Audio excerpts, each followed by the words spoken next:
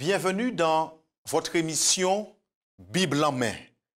Aujourd'hui, nous voulons considérer le 14e chapitre de l'évangile de Jean, le verset 1er.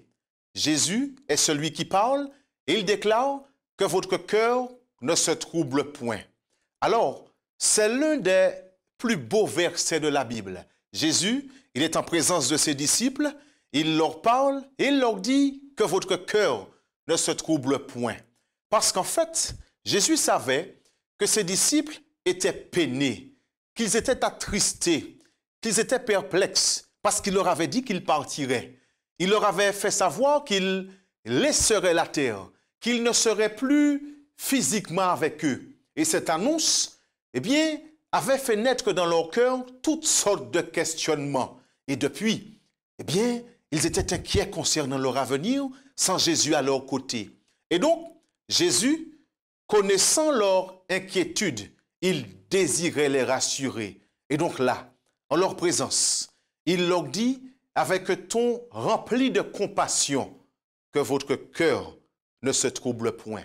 Jésus sait qu'il y a énormément de choses ici-bas, des choses qui troublent notre paix, des choses qui troublent notre esprit, qui font de nous des personnes anxieuses, des personnes stressées, des personnes angoissées, des personnes inquiètes.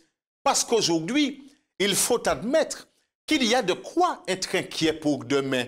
Mais oui, parce que la situation de la société, la situation du monde, elle nous interpelle, elle nous amène à réfléchir et à nous demander, mais si demain sera différent d'aujourd'hui, parce qu'aujourd'hui, parlons-en, la criminalité, les faits de violence sont en perpétuelle augmentation dans les quartiers.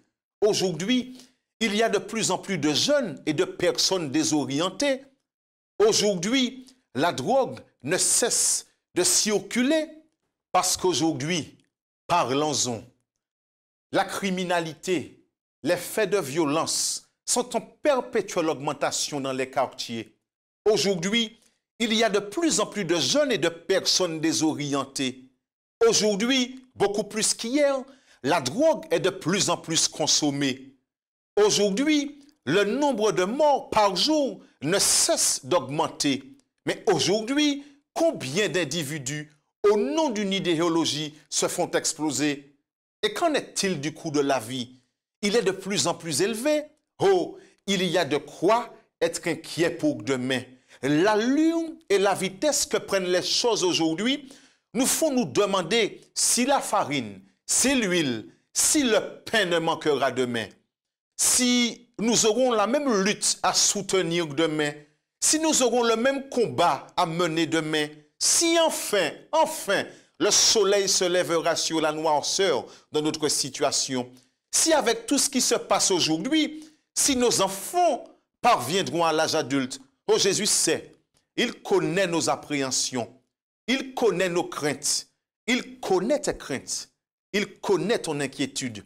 Et il te dit que ton cœur ne se trouble point, que ton cœur ne se trouble point.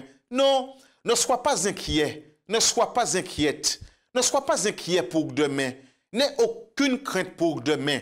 À chaque jour suffit sa peine. N'aie pas peur aujourd'hui concernant demain, parce que demain est entre ses mains. Il déclare dans Ésaïe ce qui suit. Ne crains rien, car je suis avec toi. Ne promène pas des regards inquiets, car je suis ton Dieu. Je te fortifie, je viens à ton secours, je te soutiens par ma droite triomphante. Jésus continue. Il déclare, croyez en Dieu, croyez en moi.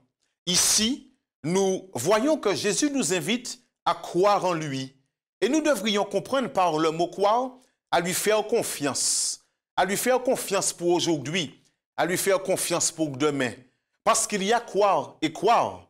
D'ailleurs, on raconte l'histoire d'un trapéziste ou encore d'un équilibriste qui marchait au-dessus des chutes du Niagara sur une corde. Et la foule qui était venue pour l'admirer était impressionnée. Les gens l'applaudissaient. Et à un moment, eh bien, l'équilibriste s'adressa à la foule et lui dit, croyez-vous que je puisse refaire la même chose, mais cette fois-ci en poussant une brouette? Et eh bien la foule était là. Et ah oui, certainement, certainement vous le pouvez. Et il posait une question. Mais qui voudrait bien venir et s'asseoir dans la brouette? Personne ne dit mot. Parce que quoi qu'il puisse le faire était une chose, mais avoir suffisamment confiance en lui pour s'asseoir dans cette brouette, eh bien, c'en était une autre. Et donc, Jésus, lorsqu'il dit « Croyez en Dieu, croyez en moi », ce n'est pas le même croire que la foule. Non, c'est beaucoup plus profond qu'un assentiment intellectuel à sa parole. C'est beaucoup plus profond qu'une connaissance intellectuelle de sa parole. Le mot « croire », employé ici par Jésus, signifie être sûr de lui, signifie être convaincu de ce qu'il dit. C'est le prendre pour appui, c'est se fier à lui. De plus, le mot « croire » renferme l'idée d'une action durative, d'une attitude continue. Et oui, Jésus nous invite à croire en lui à cette heure, mais également à l'heure suivante, à croire en lui demain également. À croire, c'est-à-dire à lui faire confiance, parce qu'il nous a démontré qui il était. Lorsque nos parents, nos premiers parents, Adam et Ève péchèrent, il n'hésita pas une seconde à laisser les parvis célestes, à laisser l'acclamation des anges pour venir sur la terre, parce qu'il désirait le salut de l'humanité. Oh Jésus, il nous invite à croire en lui, c'est-à-dire à lui faire confiance, parce qu'il sait que nous pouvons lui faire confiance. Rappelez-vous qu'il avait dit qu'il viendrait, qu'il habiterait parmi les hommes, qu'il souffrirait, qu'il porterait nos fautes et nos iniquités, qu'il donnerait sa vie pour nous. N'a-t-il pas accompli toutes ces choses?